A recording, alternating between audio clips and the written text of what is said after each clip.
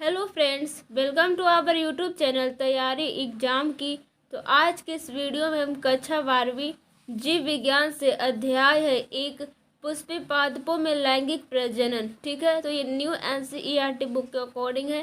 ठीक है, तो इस वीडियो में हम प्रीवियस ईयर क्वेश्चन देख रहे हैं जो कि इस चैप्टर से बहुत बार पिछले 10 से 12 साल में पूछे गए प्रश्न हैं। इसमें आपको माइंड मैप भी देखने को मिलेंगे, objective question, short question, long question and कुछ इंपॉर्टेंट पॉइंट्स। ठीक है, तो वीडियो को एंड तक देखें। अगर आपको भी एग्जाम में 70 में 70 नंबर लाना है, ठीक है, एग्जाम में बहुत ही अच्छे मार्क्स लाने हैं, तो वीडियो को अंत तक देखें। और चैनल पे नया है तो सब्सक्राइब करके बेल आइकन को प्रेस कर दें ताकि हमारे और भी आने वाले वीडियो की नोटिफिकेशन सबसे पहले आप तक पहुँचे। तो आइए स्टार्ट करते हैं और वीडियो को अंत तक देखिएगा।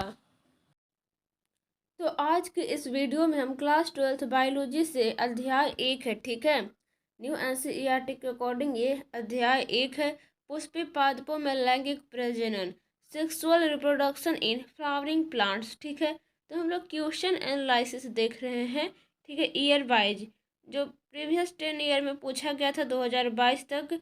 ठीक है, तो इसमें और भी बहुत सारे इंपॉर्टेंट चीज़ें, तो वीडियो को अंत तक देखें, आपको बहुत ही बेनिफिट होने वाला है। अगर आपको एग्जाम में 70 में 70 नंबर लाना है तो वीडियो को ज़रूर अंत तक देखें और ऐसे ही वीडियो हम लाते रहेंगे। और वीडियो को लाइक कर दें। ठीक है, तो यहाँ पे आप लोग देख सकते हैं माइंड मैप दिया गया है जो कि आपको माइंड में बिठा लेना है, जिस तरह से आपको माइंड में ये बैठ जाए। यहाँ पे देखिए पुष्प दिया गया है, ओके, और यहाँ पे है पुष्पी पादपों में प्रजनन संरचना, और यहाँ पे है कैलिक्स हरा भाग जो सिपस से बना हो। ठीक है, कोरोला जो पेस्टल से बना हो, ओके, और पुमांग नर जनन संरचना का एक चक्र, जायांग मादा जनन संरचना का एक चक्र। और इसके कार्य क्या क्या है, तो कार्य में हो जाएगा पराग तथा अंड का उत्पादन, परागन, निषेचन। ठीक है, बीज व फल का विकास, बीज तथा फल का प्रस्फुटन। आइए चलते हैं आगे। यहाँ पे है माइक्रोस्पोरेंजियम, तो ये क्या है, तो यह जब यह लघु बीजाणु मातृ कोशिका जैसा कार्य करता है तब अर्धसूत्रीय विभाजन द्वारा 4 लघु बीजाणु का निर्माण होता है। कौन कौन से हैं, तो अधिचर्म, एंडोथीशियम, मध्यस्थर, टेपटम। ठीक है, तो जायांग मादा जनन संरचना का एक चक्र, तो जायांग का प्रकार देख रहे हैं यहाँ पे, तो कौन से प्रकार हैं, 2। पहला है मोनोकार्पेलरी यानी कि एकल स्त्री केसरीय पुष्प योनि, और दूसरा है मल्टी कार्पेलरी बहु स्त्री केसरीय पुष्प योनि। ठीक है, यहाँ पे सिन कार्पस, यहाँ पर है एपोकार्पस। ठीक है, तो सिन कार्पस किसे कहते हैं, तो जब सभी कार्पेल्स जुड़े हो, जैसे सरसों। ठीक है, और यहाँ पे है जब कार्पेल्स अलग अलग हो, जैसे मिशेलिया। ठीक है, आगे है यहाँ पे मेगा स्पोरेंजियम बराबर बीजांड होगा, और यहाँ पे है ऑर्थोट्रोप्स, यहाँ पे है अनाट्रोपस। ठीक है, ऑर्थोट्रोपस, अनाट्रोपस, और यहाँ पे है हेमीट्रोपस। तो आइए देखते हैं, यहाँ पे बीजांड सीधा चलेजा, प्रांकुर तथा फ्यूनिकुल्स एक ही सीध में, और यहाँ पे बीजांड मुड़ा हुआ, फ्यूनिकुल्स तथा प्रांकुर एक दूसरे के नज़दीक। ठीक है, और यहाँ पे बीजांड का निकाय, यहाँ पे फ्यूनिकुल्स, यहाँ पे फ्यूनिकुलस के साथ समकोण पर। ठीक है, अब आइए चलते, बहुत ही अच्छा है ये। ठीक है, प्रीवियस ईयर क्वेश्चन है, आपके एग्जाम में बहुत ही हेल्पफुल साबित होने वाला है। कह रहा है पुष्प आवृत बीजों का एक आकर्षक अंग। इंपॉर्टेंट पॉइंट्स देख रहे हैं कुछ, यहाँ पे है पुष्प से फ्लावर कहते हैं, आकारिकी की दृष्टि से एक प्ररोह है जिस पर गांठें तथा रूपांतरित पुष्पी पत्तियां लगी रहती है। ठीक है, आगे यहाँ पे पुंकेसर, नर जायांग के नर प्रजनन अंग को पुंकेसर कहते हैं। स्त्री केशर यानी कि पिस्टिल, यह पुष्प का मादा जननांग है जो अंडाशय वर्तिका तथा वर्तिकाग्र से मिलकर बनता है। एकांडपी यानी कि मोनोकार्पेलरी, जायांग जब मात्र एक स्त्री केसर से बना होता है तब उसे एकांडपी कहते हैं। यहाँ पे है मयुक्तांडपी यानी कि एपोकार्पस। इस प्रकार के जायांग में स्त्री केसर स्वतंत्र होते हैं जैसे चंपा। ठीक है, कुछ ऑब्जेक्टिव क्वेश्चन देख लेते हैं जो कि एग्जाम के पॉइंट ऑफ व्यू से बहुत ही महत्वपूर्ण है। ठीक है, वस्तुनिष्ठ प्रश्न ऑब्जेक्टिव क्वेश्चन। प्रश्न संख्या 1 है, क्लोरेला निम्न में से क्या है? शैवाल है, जीवाणु है, प्रोटोजोआ है, ये एकल कोशिका प्रोटीन है। तो ये हो जाएगा ऑप्शन ए करेक्ट आंसर यानी कि शैवाल है। याद रखेंगे सभी ऑब्जेक्टिव बहुत ही महत्वपूर्ण है। यहाँ पे निम्नांकित में से कौन जलीय जंगली घास है? तो 4 ऑप्शन दिए गए। ए में ट्रापा, बी में हाइड्रिला, सी में है जलकुंभी और डी में ए और बी दोनों। क्या हो जाएगा? वो ऑप्शन डी हो जाएगा। ठीक है, ए और बी दोनों यानी कि ट्रापा हाइड्रिला दोनों जलीय घास। ठीक है, आइए चलते हैं। प्रश्न संख्या 3 है, स्त्री दल चक्र यानी कि पुष्पों में बना है। तो क्या क्या बना है? ए में स्टिग्मा, बी में स्टाइल, सी में ओवरी और डी में उपरोक्त सभी से। तो तीसरा का जो यहाँ पे सही उत्तर हो जाएगा वो ऑप्शन डी हो जाएगा, उपरोक्त सभी से। ठीक है, आइए चलते हैं क्वेश्चन नंबर 4 की तरफ। कह रहा है इष्ट में प्रजनन मुख्यतः किसके माध्यम से होता है? तो 4 ऑप्शन यहाँ पे दिए गए हैं। ए में है मुकुलन, बी में विखंडीकरण, सी में परागन और डी में इन सभी के द्वारा। तो इन सभी के द्वारा और परागन तो होगा नहीं, तो होगा मुकुलन। ठीक है, आइए चलते हैं प्रश्न संख्या 5 की तरफ। जब जायांग में स्त्री केसर एक दूसरे से जुड़े रहते हैं तो कहलाता है, क्या कहलाता है? ए में युक्तांडपी और बी में युक्तांडपी, सी में एकांडपी और डी में है बहुअंडपी। तो 5 का जो सही उत्तर हो जाएगा ऑप्शन बी हो जाएगा, युक्तांडपी। ठीक है, प्रश्न संख्या 6 है, टेपिटल कोशिका दर्शाती है, क्या दर्शाती है? 4 ऑप्शन दिए गए। ए में समसूत्री कोशिका विभाजन, बी में अर्धसूत्री कोशिका विभाजन, सी में एंडोमाइटोसिस कोशिका विभाजन और डी में एंडोमाइटोसिस तथा बहुगुणिता। तो 6 का जो सही उत्तर हो जाएगा ऑप्शन सी हो जाएगा यानी कि एंडोमाइटोसिस कोशिका विभाजन।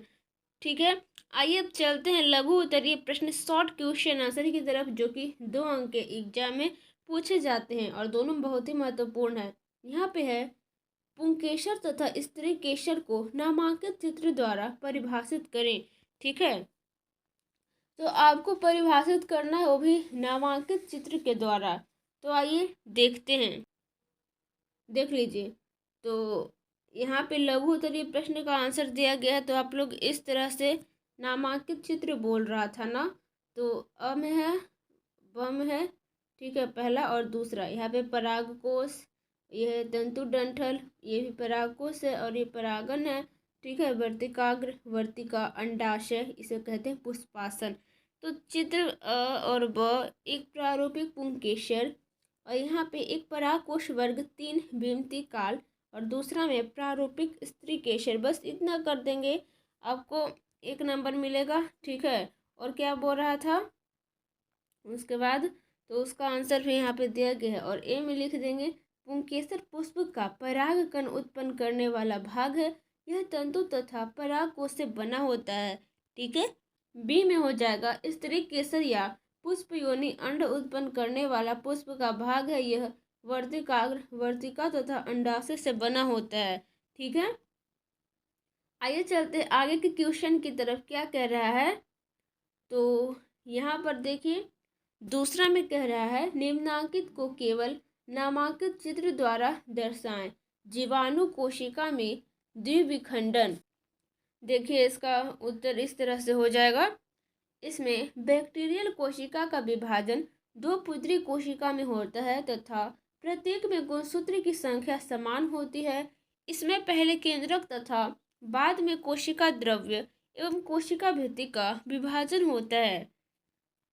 यहाँ पे कोशा भित्ति, यहाँ पे न्यूक्लियोइड डीएनए में है, यहाँ पे ये प्लाज्मा झिल्ली है, कोशिका का लंबन तथा डीएनए का द्विगुणन और आगे यहाँ पे प्लाज्मा झिल्ली अनुप्रस्थ काट बी में कुछ इस तरह से।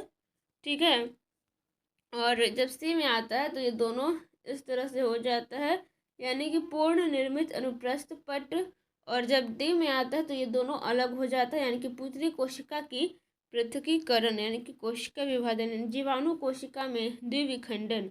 ठीक है, आइए चलते हैं अब लघुत्तरीय प्रश्न हो गया, दीर्घोत्तरीय प्रश्न की तरफ चलते हैं, जो कि 5 नंबर का क्वेश्चन आता है एग्जाम में। कह रहा है पर परागन को परिभाषित करें, पर परागन के विभिन्न अभिकर्मकों को लिखें।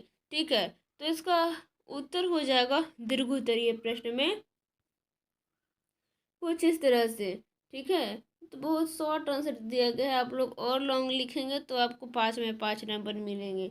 ठीक है, तो उत्तर में लिखेंगे वैसे प्रजनन की विधि है जिसमें पराग तथा स्थानांतरण यानी कि एंथर से दूसरे पुष्प के वर्तिकाग्र पर होता है, इसे जीनोगेमी भी कहते हैं। पर परागन के प्रमुख अभिकर्मक जल, वायु, कीट, खग, मधुमक्खी, चमगादड़ इत्यादि है। ठीक है, अब आइए चलते हैं आगे। एक पॉइंट दिया गया है, निषेचन पूर्व संरचनाएं एवं घटनाएं। तो इम्पॉर्टेंट पॉइंट्स है उसे देख लेते हैं। यहाँ पे है लघु बीजाणु जनन यानी कि माइक्रोस्पोरोजेनेसिस।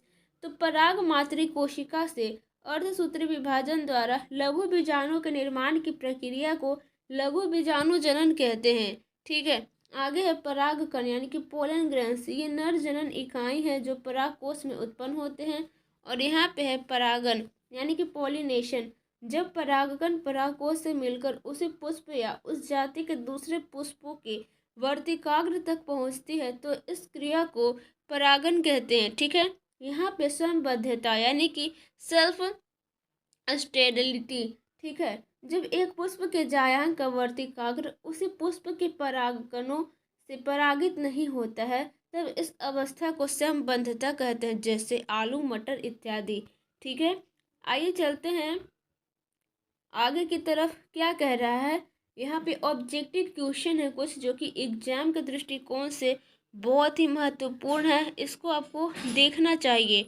ठीक है, तो पूरा ऑब्जेक्टिव 8 है। तो देखिए वस्तुनिष्ठ प्रश्न पर यहाँ पे प्रश्न संख्या 1 है, निम्न में से कौन पौधा जलोद्भिद ए में सिंघाड़ा, बी में नागफनी, सी में शीशम और डी में है एकेशिया। ठीक है, तो 4 ऑप्शन दिए गए, तो इसका जो सही उत्तर हो जाएगा ऑप्शन ये हो जाएगा सिंघाड़ा। आप लोग देखते हो ना हार्ट, एक सेकेंड, हार्ट शेप में इस तरह से रहता है सिंघाड़ा, जिसे पानी में उबाल के खाया जाता है, अंदर से वाइट वाइट होता है। प्रश्न संख्या 2 है पराग भित्ति होती है, ए में एक स्तरीय, बी में द्विस्तरीय, सी में त्रिस्तरीय और डी में कई स्तरीय। तो जो दूसरा का जो सही उत्तर हो जाएगा वो ऑप्शन हो जाएगा बी। ठीक है, यानी कि द्विस्तरीय। आइए चलते हैं प्रश्न संख्या 3 की तरफ। कह रहा है वेलिसनेरिया के पुष्प है, ए में है वायु परागित, बी में है कीट परागित, सी में जल परागित और डी में है जंतु परागित। जो तीसरा का सही उत्तर हो जाएगा ऑप्शन सी हो जाएगा, यानी कि जल परागित। ठीक है, प्रश्न संख्या 4 है अनोन्मील्य परागन वाले पौधों में निश्चित रूप से होता है, ए में स्वपरागन, बी में पर परागन, सी में दोनों, इनमें से कोई नहीं। तो 4 का जो सही उत्तर हो जाएगा ऑप्शन ए हो जाएगा स्वपरागन यानी कि सेल्फ पॉलिनेशन। ठीक है, प्रश्न संख्या 5 है परागकण मुख्यतः है, ए में स्पोरोफाइट, बी में युग्मक, सी में नर युग्मक और डी में इनमें से कोई नहीं। तो 5 का जो सही उत्तर हो जाएगा आप लोगों के पास वो ऑप्शन सी हो जाएगा, यानी कि नर युग्मक। प्रश्न संख्या 6 है परागकण हो सकते हैं गेमेटोफाइट, सजावटी, सी में एलर्जी कारक और डी में इनमें से सभी। तो 6 का जो सही उत्तर हो जाएगा यहाँ पे वो ऑप्शन डी हो जाएगा, यानी कि इनमें से सभी। प्रश्न संख्या 7 है गुरु बीजाणु मातृ कोशिका से क्या बनता है। 4 ऑप्शन है, ए में गुरु बीजाणु धानी, बी में चलाजा, सी में गुरु बीजाणु और डी में लघु बीजाणु। तो 7 का जो सही उत्तर हो जाएगा ऑप्शन सी हो जाएगा, यानी कि गुरु बीजाणु। प्रश्न संख्या 8 है पुष्पीय पौधों में नर युग्मक का निर्माण किसके विभाजन से होता है, ए में काई कोशिका, बी में लघु बीजाणु, सी में जनन कोशिका और डी में है लघु बीजाणु मातृ कोशिका। तो 8 का जो सही उत्तर हो जाएगा ऑप्शन सी हो जाएगा, यानी कि जनन कोशिका। ठीक है, अब देखिए लघु उत्तरीय प्रश्न दिए गए हैं, शॉर्ट आंसर टाइप क्वेश्चन। प्रश्न संख्या 1 है कदम में किसके द्वारा परागन होता है। ठीक है, तो इसका जो उत्तर हो जाएगा वो यहाँ पे है, आप लोग देख सकते हो। कदम में परागण मधुमक्खी, तितली तथा पक्षी द्वारा होता है। आइए चलते हैं सेकेंड क्वेश्चन की तरफ। क्या कह रहा है, यहाँ पे है विपुंसन से आप क्या समझते हैं, इसे क्यों कहते हैं। ठीक है, तो उत्तर हो जाएगा विपुंसन का। विपुंसन यानी कि इमैस्कुलेशन एक तकनीक है जिसको द्वारा पुष्प कलिका के प्रफुल्लन से पहले पुंकेसर को हटा लिया जाता है। एक द्विलिंगी पुष्प से ऐसा पुष्प कलिका के पुष्पीय अंग के ढकने से पहले तथा परागकोश के प्रस्फुटीकरण से पहले होता है। ठीक है, आइए चलते हैं तीसरा क्वेश्चन की तरफ। क्या कह रहा है, यहाँ पे भ्रूण कोश की घटक कोशिकाओं के नाम क्या है, तो नाम पूछ रहा है, तो उत्तर हो जाएगा सहायक कोशिका तथा एक अंड कोशिका, दो भ्रूण कोश की घटक कोशिका है। यहाँ पे एक पॉइंट आते हैं जो कि बहुत महत्वपूर्ण है, दोहरा निषेचन यानी कि द्विनिषेचन, इसे डबल फर्टिलाइजेशन भी कहते हैं। इंपॉर्टेंट पॉइंट्स है एग्जाम के दृष्टिकोण से।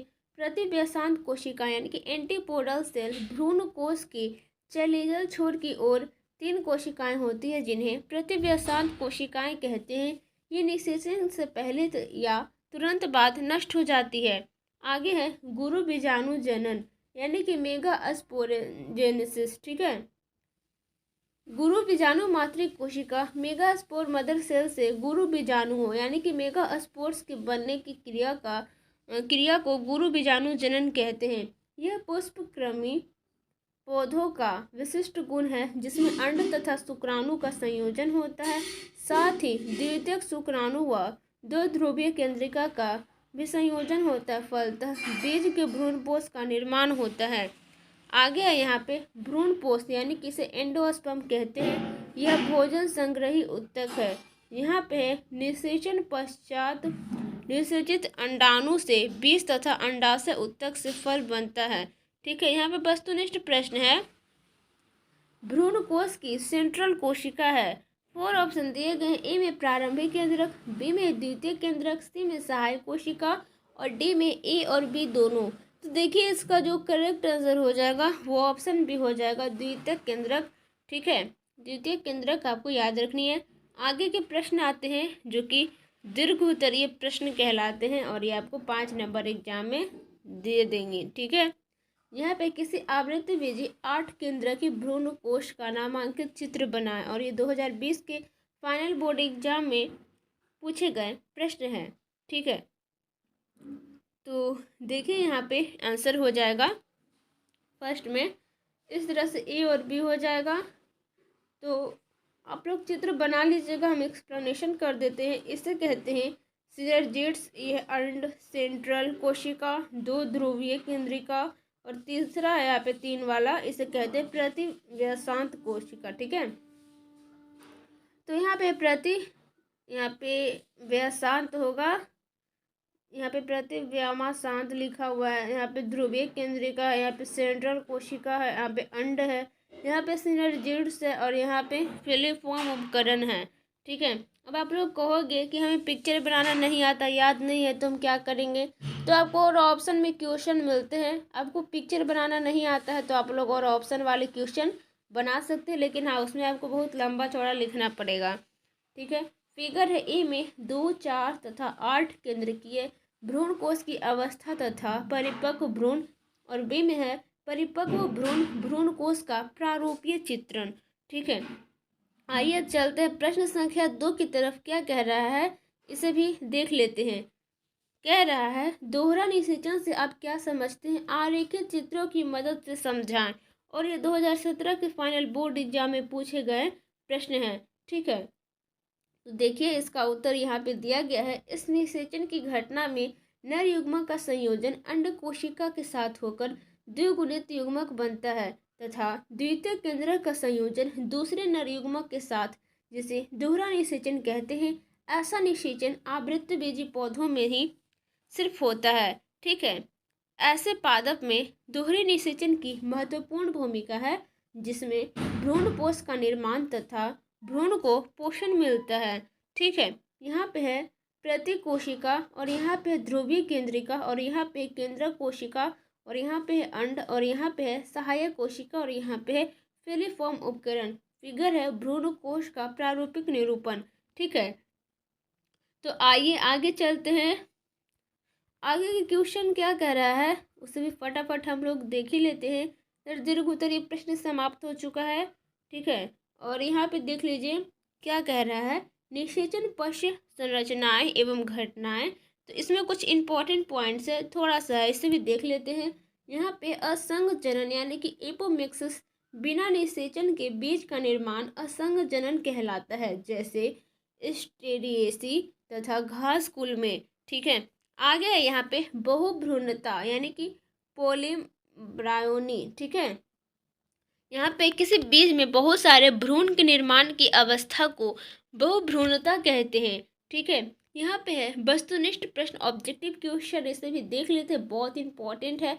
निम्न में से किसका पुष्पासन खाया जाता है? 4 ऑप्शन आपके पास दिए गए हैं।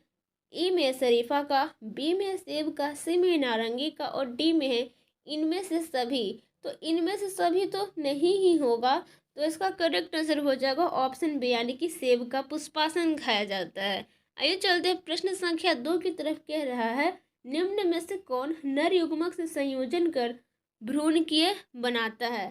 ठीक है, 4 ऑप्शन है आपके पास। ए में है निस्तकांड, बी में एंटीपोडा, सी में सहायक कोशिका और डी में द्वितीय केंद्रक।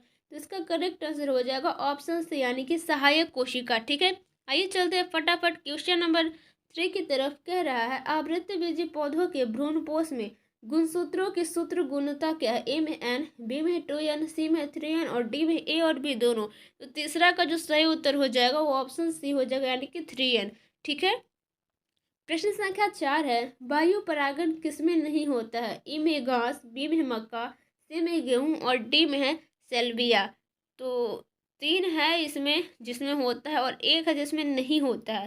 तो नहीं होता है वो पूछ रहा है ना, तो 4 का जो सही उत्तर हो जाएगा सेल्विया में वायु परागण नहीं होता है। बाकी घास, मक्का, गेहूं में वायु परागण होता है, ये बात भी आपको याद रखनी है। ठीक है, अब देखिए प्रश्न संख्या 5 है बीज चोल खाया जाता है शरीफा का, सेब का, नारंगी का, इनमें सभी का। तो 5 का जो सही उत्तर हो जाएगा ऑप्शन ए हो जाएगा, जो शरीफा का क्या खाया जाता है? बीज चोल और सेब का पुष्पासन। ठीक है, यहाँ पे आप लोग देखे थे ना पुष्पासन सेब का, फर्स्ट में याद रखना है आपको। फर्स्ट यहाँ पे 6 है भ्रूणपोष में कितने गुणसूत्र होते हैं? ए में एन, बी में 2n, सी में 3n और डी में ए और सी दोनों। तो इसका जो करेक्ट आंसर हो जाएगा ऑप्शन डी हो जाएगा। तो देखिए आप लोग जब क्वेश्चन पढ़ेंगे ऑब्जेक्टिव तो आपको अंत तक पढ़ना है। जैसे कि कोई स्टूडेंट पढ़ा एन, ठीक है, तो गुणसूत्र पाया जाता है तो कोई 8 टिक कर देंगे। ऐसा नहीं है, आपको पूरा अंत तक एंड तक पढ़ना है क्वेश्चन, उसके बाद आपको ऑप्शन देना है। डबल तो रहता है आप लोगों में, नेगेटिव मार्किंग भी नहीं रहता है। तो जल्दी किस बात की, आप लोग अच्छे से पढ़ेंगे तो अच्छा नंबर ही आएगा। ठीक है, तो आप लोग पढ़ेंगे तो अच्छा नंबर आएगा, उसके लिए टेंशन ना लें, प्रिपरेशन करते रहें अपना। ठीक है, यहाँ पे देखिए लघु उत्तरीय प्रश्न दिया गया है, शॉर्ट आंसर क्वेश्चन। फर्स्ट में है निम्नांकित को परिभाषित करें तथा प्रत्येक का एक उदाहरण दे। पहले परिभाषा देना है, फिर एक उदाहरण भी देने हैं। फर्स्ट में है आभासी फल, ठीक है, सेकेंड में वास्तविक फल और तीसरा में है अनिषेचन जनित फल और 4 में है बहुभ्रूणता। तो आइए देख लेते हैं चारों को। यहाँ पर देख लीजिए आंसर दिया गया है। फर्स्ट में है आभासी फल, तो अंडाशय के अलावा पुष्प के किसी अन्य भाग जैसे थैलेमस से फल के निर्माण को आभासी फल कहते हैं, जैसे सेब। ठीक है, दूसरा में है यहाँ पे वास्तविक फल, जब फल अंडाशय से विकसित हो तो इसे वास्तविक फल कहते हैं, जैसे बेरी। ठीक है, आइए चलते हैं आगे। थर्ड में अनिषेचन जनित फल, यानी कि जब फल का निर्माण बिना निषेचन के हो तो इसे अनिषेचन जनित फल कहते हैं, जैसे केला। ठीक है, अनिषेक भी इसे बोलते हैं। ठीक है, 4 में बहुभ्रूणता, एक निषेचित अंड से 2 या अधिक भ्रूण के विकसित होने को बहुभ्रूणता कहते हैं, जैसे नारंगी या नींबू। ठीक है, आइए चलते हैं अब आगे के प्रश्न की तरफ। लघु उत्तरीय क्या कह रहा है? दूसरा में बीजांड यानी कि ओव्यूल को परिभाषित करें।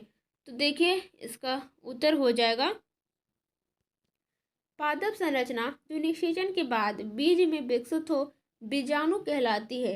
एक परिपक्व बीजाणु पोषी ऊतक से निर्मित होता है जो एक या दो यहाँ पे फ्यूचर बीज चोल से ढका होता है। इसे इंटीगमेंट्स कहते हैं। अंकुरण के बाद एक परिपक्व बीज वृद्धि कर पूर्ण विकसित पौधा में विकसित होता है। बीजाणु पुष्प के जायांग भाग में अवस्थित होता है। ठीक है, आइए चलते हैं प्रश्न संख्या 3 की तरफ। क्या कह रहा है? कह रहा है यहाँ पे कूट फल के बारे में 100 उदाहरण बताए। यहाँ पे 100 उदाहरण कहने का अभिप्राय, पहले तो कूट फल के बारे में आपको बताना है, फिर साथ ही साथ आपको उदाहरण भी देना है। तो 2 अंक के प्रश्न हैं, उत्तर में कहेंगे आप लोग सेब, यानी कि कूट फल मिथ्या फल का एक प्रमुख उदाहरण है जिसका निर्माण थैलेमस से होता है। ठीक है, अब आइए चलते हैं आगे की प्रश्न की तरफ। प्रश्न संख्या 4 है जो कि लास्ट लघु उत्तरीय प्रश्न का। मोनोकार्पिक फलों की 100 उदाहरण परिभाषा दे। तो आपको परिभाषा देना है किसका? तो मोनोकार्पिक फल का। उत्तर में हो जाएगा मोनोकार्पिक पादप या फलों में पुष्प का निर्माण पूरे जीवन काल में एक ही बार होता है। और ये बात आप सभी को याद रखनी है कि मोनोकार्पिक पादप या फलों में पुष्प का निर्माण पूरे जीवन काल में जितना भी उसका लाइफ साइकिल होता है वो एक ही बार होता है। सभी वार्षिक पादप जैसे गेहूं, धान तथा द्विवार्षिक पादप जैसे बंधा गोभी तथा मूली इसके प्रमुख उदाहरण हैं। ठीक है, साथ ही यहाँ पे है बैम्ब्यूसा टुल्डा जैसे कुछ बहुवर्षीय पादप इसके उदाहरण हैं।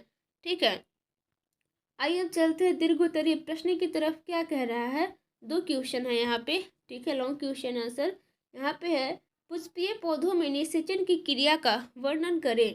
तो उत्तर हो जाएगा 5 नंबर के क्वेश्चन है। ठीक है, तो आपको लॉन्ग आंसर भी देने पड़ेंगे वरना आप शॉर्टकट मारोगे तो जो एग्जामिनर होगा वो भी शॉर्टकट मार देगा। ठीक है, तो आइए चलते हैं। फर्स्ट में है परागन जो स्टिकी स्टिग्मा पर पहुंचते हैं वे स्रावित पदार्थ को आवेशित कर फूल जाते हैं तथा किसी एक जर्मपोर पर फट जाते हैं। ठीक है, आगे है फिर एक पतला यहाँ पे इंटाइन पराग नली के रूप में प्रकट होते हैं जो वृद्धि कर स्टाइल में प्रवेश कर जाता है। फिर पराग कण के अवयव पराग नली में प्रवेश कर जाते हैं। फिर पराग नली सूक्ष्म द्वार के द्वारा बीजाणु में प्रवेश कर जाता है। भ्रूण कोश के अंदर पराग नली का छोर फट जाता है जिससे 2 नर युग्मक विमुक्त होकर अंड समुच्चय के समीप आ जाता है। फिर इसमें से एक नर युग्मक अंड केंद्र के साथ संलयन कर द्विगुणित युग्मज बनाता है। इस अभिक्रिया को युग्मक संलयन कहते हैं। दूसरा नर युग्मक भ्रूणकोश में धंसकर द्वितीय केंद्रक में संलयन कर त्रिगुणित केंद्रक बनाता है जिसे प्राथमिक भ्रूणपोष केंद्रक कहते हैं। इस संलयन की क्रिया को त्रिसंलयन कहते हैं। इस प्रकार संपूर्ण निषेचन की घटना को दोहरा निषेचन कहते हैं। ठीक है, आइए चलते हैं प्रश्न संख्या 2 की तरफ। क्या कह रहा है? यहाँ पे है बीज से आप क्या समझते हैं, फर्स्ट क्वेश्चन। और यहाँ पे किसी एक बीज की निर्माण प्रक्रिया का वर्णन करें। इसे तो कहते हैं दीर्घोत्तरीय प्रश्न। एक क्वेश्चन में 2-3 क्वेश्चन आपको डाल देगा और कहेगा इसका उत्तर दे। ठीक है, तो आपको घबराना नहीं है, जो जो बोला है आप लोग उसका उत्तर दे देना है। बस आपको एग्जामिनर अच्छा में अच्छा नंबर दे देगा। यहाँ पे है बीज का निर्माण अंडाणु में निषेचन के पश्चात होता है। एक आवृत्त बीज में द्विगुणित युग्मज ठीक है का निर्माण तथा त्रिगुणित प्राथमिक भ्रूणपोष का निर्माण दोहरे निषेचन से होता है। भ्रूणपोष का निर्माण भ्रूणपोषीय कोशिका से होता है जिससे पोषण मिलता है। विकसित भ्रूण का निर्माण युग्मज से होता है। जब भ्रूण परिपक्व होता है तब इसकी वृद्धि अवरुद्ध रहती है यानी कि ग्रोथ इनहिबिटर्स द्वारा। ठीक है, और आगे है यहाँ पे जीव द्रव्य का ह्रास आवरणीय कोशिका तथा मोटी अपारगम्य झिल्ली आवरण द्वारा होता है। इस प्रकार बीज आवरण का निर्माण होता है जिसका बाह्य आवरण टेस्टा तथा अंतः भाग टिगमेन एक बीज की नाजुक आंतरिक सुरक्षात्मक परत कहलाता है। बीज के अंदर नमी 10 से 15% कम हो जाता है जिससे बीज सुषुप्त अवस्था में चला जाता है। तब अंडाणु का माइक्रोपाइल बीज प्रांकुर में बदल जाता है तथा इस छिद्र से ओडू तथा जल अंकुरण के समय प्रवेश करता है। सो आई होप आप लोगों को ये वीडियो अच्छा लगा होगा। अच्छा नहीं लगा होगा तो लाइक कर दे, चैनल पे नया है तो चैनल को सब्सक्राइब करके बेल आइकन को प्रेस कर दे, ताकि हमारे और भी आने वाले वीडियो का नोटिफिकेशन सबसे पहले आप तक पहुंचे। एक अच्छा सा कमेंट कर दे, ठीक है। और शेयर तो आप लोग कर ही देते हो, इसमें कहने का क्या बात है, ठीक है। तो प्लेलिस्ट भी विजिट करते रहे, न्यू न्यू प्लेलिस्ट बन रहे हैं और उसमें वीडियो ऐड होते रहेंगे। आगे आने वाले वीडियो में फिजिक्स केमिस्ट्री के भी वीडियो हम लोग देखेंगे, जिस तरह से बायो का देख रहे हैं, ठीक है। और सभी का क्वेश्चन आंसर एनसीईआरटी बुक से भी आने वाला है। बायो का तो ऑलरेडी आ चुका है, लेकिन फिजिक्स केमिस्ट्री का भी आएगा। जो स्टूडेंट न्यू है टेलीग्राम चैनल ज्वाइन कर ले। ज्वाइन करने के लिए सिंपली टेलीग्राम पे जाएंगे और चैनल का नेम सर्च करेंगे, तैयारी एग्जाम के 12th ग्रुप। जैसे ही सर्च करेंगे हमारे चैनल का लोगो आ जाएगा, क्लिक करके ज्वाइन कर लेंगे। फिर पीडीएफ प्राप्त करने के लिए फाइल हमारे चैनल का लोगो पे क्लिक करेंगे। फिर ठीक है, फाइल वाले सेक्शन में जाएंगे, सर्च का ऑप्शन आएगा, यहाँ पे जो आपको सर्च करना है सर्च करके फिर आप लोग पीडीएफ डाउनलोड कर सकते हैं, ठीक है। तो मिलते हैं नेक्स्ट वीडियो में। Thank for watching, have a nice day.